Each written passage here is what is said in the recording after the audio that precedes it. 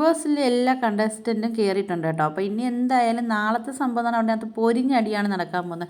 എന്ന് വെച്ചാൽ ഇവരെല്ലാവരും ഈ ബിഗ് ബോസിനകത്ത് കയറിയ ടൈമിൽ ഇവർക്കൊരു ടാസ്ക് കൊടുത്തിട്ടുണ്ടായിരുന്നു. കണ്ണ് കെട്ടിയിട്ട് നിശ്ചിത സമയത്തിനുള്ളിൽ ഇവരെ പേരെഴുതിയ ആ ഒരു മെഡൽ എടുക്കണം.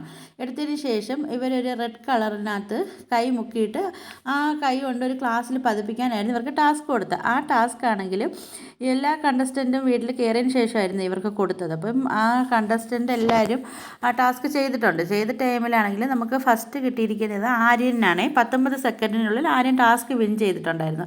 പിന്നെ ബെന്നി, പിന്നെ അതിനുശേഷം ഷാനവാസ് കേട്ടോ. അപ്പോൾ ഇവർക്ക് 3 പേർക്കും ബിഗ് ബോസ് ആണെങ്കിൽ അവരെ ബാഗ് കൊടുത്തു വിട്ടിട്ടുണ്ട്. അവർ കൊണ്ടുവന്ന സാധനമൊക്കെ കൊടുത്തേ. പിന്നെ 3 സ്റ്റാർ കൊടുത്തിട്ടുണ്ട്, അത് അവരെ കയ്യിൽ കെട്ടണേ.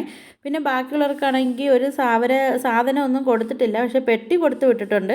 എങ്കിൽ വേണ്ടാത്ത കുറേ സാധനങ്ങളായിരുന്നു ആ പെട്ടിക്കകത്തിട്ട്. കുറച്ച് തടിയും ചാക്ക് കഷ്ണങ്ങളൊക്കെ ആയിരുന്നേ.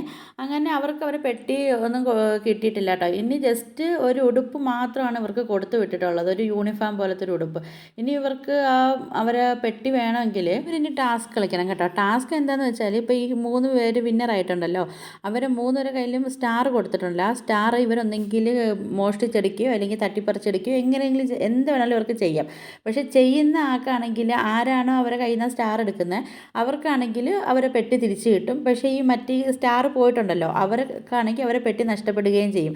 അതാണ് ടാസ്ക്. ബാക്കിയുള്ളവർക്ക് എന്തായാലും ഒരു കയ്യിൽ സ്റ്റാർ വേണമല്ലോ. അപ്പോൾ അതുകൊണ്ട് നാളെ എന്തായാലും ബിഗ് ബോസിൽ പൊരിഞ്ഞടി എന്തായാലും നടക്കാൻ എന്തായാലും നല്ല ചാൻസ് ഉണ്ട്.